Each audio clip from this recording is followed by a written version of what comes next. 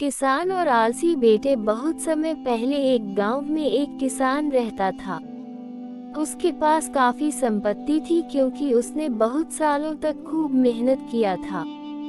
उसके पास बहुत बड़े बड़े खेत थे, पर वह बहुत दुखी था क्योंकि उसके बेटे बहुत पसंद आलसी थे।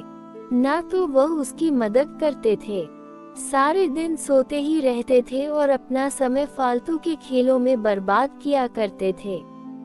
एक दिन किसान बहुत बीमारी पड़ गया।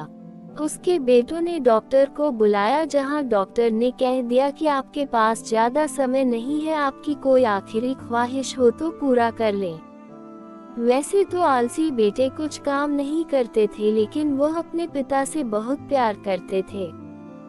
डॉक्टर के जाने के बाद वह सभी रोने लगे। अपने बेटों को दुखी देखकर किसान का दिल पिघल गया और कहा, चिंता मत करो बच्चों, मैं स्वर्ग से तुम्हारी रक्षा करूंगा और जिससे कि तुम कभी भूखे ना रहो। मैंने खेत में सारा धन गाड़ दिया है।